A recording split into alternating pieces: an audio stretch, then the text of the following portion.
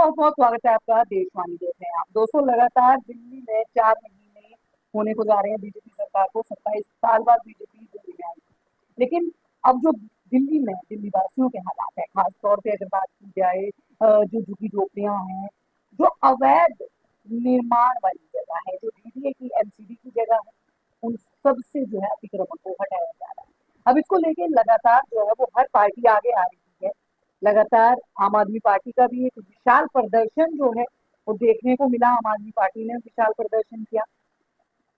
BJP का कहना है कि आम आदमी पार्टी जो है वो लोगों को उकसाने का काम कर रही है, भड़काने का काम कर रही है। लेकिन कांग्रेस अभी तक जो है वो इस पूरे मामले में चुप्पी साधे हुए बैठी हुई है। इस वक्त मेरे साथ में जो है वो राहुल गर्ग जी है, जो कि ब्लॉक अध्यक्ष है यहाँ से। उनसे बात कर लेते हैं। राहुल जी, जिस तरीके के अतिक्रमण को दिल्ली में अब हटाया जा रहा है, उसको लेके कांग्रेस चुप्पी साधे हुए बैठी हुई है, क्या कारण है? चुप्पी नहीं साधी हुई। कांग्रेस लगातार उनकी लड़ाई में साथ खड़ी हुई है। अभी भी हमारी कालका जी के पास जी। झुग्गियां तोड़ी गई तो वहां पे हमारे दिल्ली प्रदेश कांग्रेस कमेटी के अध्यक्ष देवेंद्र यादव जी मौके पर पहुंचे हम्म, और उन्होंने आवाज उठाई। हम लोगों ने कोर्ट में भी इस मामले को हमने डाल दिया है। जी। हम इस लड़ाई को लड़ रहे हैं हम्म, और जहाँ झुग्गी वहां मकान, हम्म, ये नारा भी कांग्रेस का है। और कांग्रेस ने जहाँ झुग्गी वहां मकान देने का काम भी अगर किसी पार्टी ने किया है तो कांग्रेस ने किया है। हाँ। और आपने बोला कि आम आदमी पार्टी ने विशाल प्रदर्शन किया। मैं आम आदमी पार्टी से पता करना चाहता हूँ, उस झूठे आदमी से बोलना चाहता हूँ जो दिल्ली का मुख्यमंत्री रहा 11 साल।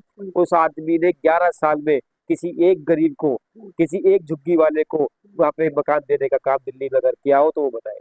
बीजेपी तो कह रही है लगातार सारे रोहिंग्या और तमाम लोग जो है वो बसा दिए दिल्ली में। कोई नहीं बसाया, उसने सिर्फ उजाड़े हैं। हमारी 15 साल दिल्ली के अंदर शीला दीक्षित जी की सरकार, हमारी दिल्ली के अंदर कांग्रेस की सरकार रही। हमने राजीव रतन योजना के नाम से हमने मकान बनाए, फ्लैट बनाए, हमने गरीबों को देने का काम किया, छत देने का काम किया। जब हमारी सरकार गई तो हमारे हजारों फ्लैट, चाहे वो घोगा हो, अपना बवाना हो, हमने रेडी मूवमेंट में बना के बिल्कुल छोड़ के गए थे। इन लोगों ने उन फ्लैट को भी देने का काम नहीं किया। वो फ्लैट लास्ट में खंजर होकर और उसके नीचे लोग दबे भी, कई लोगों की मृत्यु भी हुई। पर इन लोगों ने किसी भी गरीब आदमी को मकान देने का आम आदमी पार्टी ने काम नहीं किया। आम आदमी पार्टी और बीजेपी ये हमेशा गरीब के को उजाड़ने का काम करती है। इन्होंने कभी भी गरीब का भला नहीं चाहा। इन्होंने हमेशा गरीब को उजाड़ने का काम लेकिन किया। राहुल जी, अगर बात की जाए सरकारी जमीन पे, डीडीए की जमीन पे इस तरीके से बसावट कर देना, ये भी तो सही नहीं है। अगर बात करें 40-40 साल से लोग जो है वो अतिक्रमण करके रह रहे हैं सड़कों के किनारे। पूरी डीडीए की जमीन, सरकारी जमीन को घेर कर जो है वो बैठे हुए हैं। आपको लगता है ये सही है? आज 40 साल से जो लोग आप बोल रहे रह रहे हैं, हाँ। तो 40 साल से कोई आदमी झुग्गी में रहना हाँ। ना आप पसंद करती हो ना मैं पसंद करता हूँ। हाँ। एक मजबूरी में, हाँ। एक अपना बच्चों का पालन पोषण करने के लिए आदमी ने झुग्गियां बनाई, झुग्गियां डाली। तो सरकार किस लिए आदमी चुनता है, वोट किस लिए देता है? वोट इसलिए देता है कि सरकार आएगी तो गरीब की सुनवाई होगी, गरीब को छत मिलेगी, हाँ। गरीब के लिए कुछ योजना आएगी। तो ये योजना लाए, उनको हटा दे, झुग्गियां खत्म कर दे। तो मोदी जी कह तो रहे हैं कि जहाँ झुग्गी वहां मकान, और मकान उन लोगों को मिल भी रहा है, उनको फ्लैट मिल भी रहे हैं। अशोक विहार में दिए गए 1700 फ्लैट वो मिल भी रहे हैं। लेकिन वो दायरे में तो आए, वो ईडब्ल्यूएस के दायरे में तो आए। लोग आज आप झुग्गियों में जाके देखिए, अगर आप कल्याणपुरी और ऐसी जगहों पे जाएंगे, लोग झुग्गियों, नाम तो झुग्गी है, 3-3 मंजिल का उन्होंने जो वो मकान बना लिया उसी झुग्गी पे। एसी लगे हुए हैं, एयर कंडीशनर में वो रह रहे हैं, गाड़ियां उनके घर पे हैं। कहाँ की गरीबी रेखा में आते हैं वो लोग?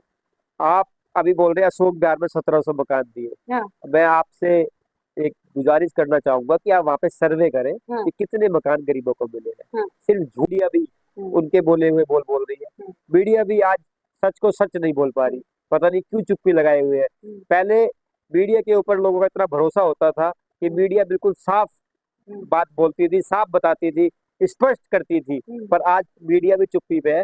तो कहीं ना कहीं मीडिया भी दबी हुई है आज मोदी जी से। मैं आपसे कहना चाहूंगा कि आप 1700 मकान का सर्वे करके बताएं अपने चैनल के माध्यम से कितने मकान इसने दिए। कोई मकान नहीं दिया। गरीब आज बहुत ज्यादा परेशान है। आज गरीब की बिल्कुल कमर इन लोगों ने तोड़ने का काम किया है। आज केजरीवाल धरना प्रदर्शन कर रहे हैं जंतर मंतर पे। 11 साल से कहाँ थे? 11 साल से गरीब नहीं थे? 11 साल से झुग्गियां नहीं थी? जब मकान क्यों नहीं दिए? आज क्यों आंसू दिखा रहे हो? ये सिर्फ और सिर्फ इनको सत्ता में आने का लालच रहता है, सत्ता चाहिए इनको, इनको किसी भी गरीब का भला नहीं करना।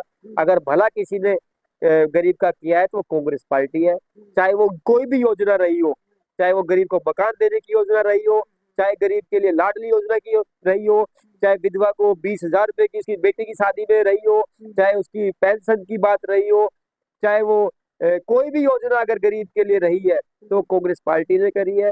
सिर्फ सब्सिडी की बात हो, इन्होंने सब्सिडी खत्म करने का काम किया है। इन्होंने हमेशा, आज हमारी दिल्ली का गरीब, हमारे देश का गरीब बहुत ज्यादा परेशान है महंगाई से, बेरोजगारी से। आज केजरीवाल का एक एक मंत्री जेल गया, केजरीवाल खुद जेल गए, किस लिए गए? हमारे तो किन्हीं जेल में गया। मोदी जी ने बोला था काला धन आएगा, 15 लाख आएंगे, ठीक है ना, और कांग्रेसी जेल में जाएंगे।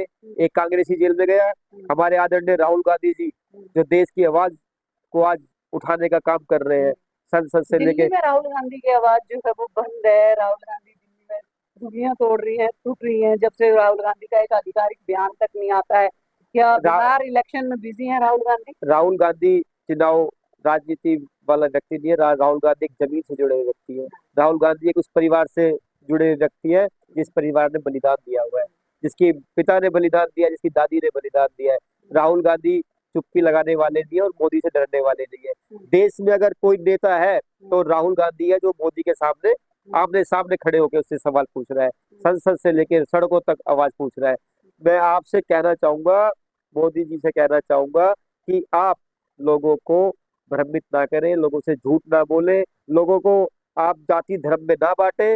लोगों को आज रोजगार की जरूरत है, लोगों को आज छत की जरूरत है, लोगों को आज महंगाई कम की जरूरत है। आप उस पर बात करें, आप उस पर कोई बात नहीं करते हो। आप सिर्फ जाति धर्म पे बात ला के छोड़ देते हो। आप गैंग रेप, अभी वहां पे चुनाव है बंगाल में, तो आपने वो गैंग रेप का वो दिखा रहे हैं, आप उसके लिए बातें कर रहे हैं। क्या वो पहला गैंग रेप है? मैं कहता हूँ कि उस गैंग रेप की पे बात होनी चाहिए, पर उससे पहले भी गैंग रेप है। पर जहाँ पे चुनाव होता है वहां पे कुछ ना कुछ ऐसी स्थिति बना देते हैं ये लोग कि लोगों का दिमाग एक मजबूरी से हटके उस बात पे चला जाए। तो आज दिल्ली की जनता, देश की जनता समझ चुकी है, और आने वाले समय में कांग्रेस चुप ना बैठी है, ना बैठेगी। कांग्रेस का नेता आदरणीय राहुल गांधी जी, दिल्ली प्रदेश कांग्रेस कमेटी के अध्यक्ष देवेंद्र यादव जी और समस्त कांग्रेस कार्यकर्ता राहुल गांधी जी के साथ कंधे से कंधा मिला के खड़े हैं, और गरीब की आवाज के साथ आवाज मिला के हम लोग काम करेंगे। आपका कोई सवाल है? ठीक है।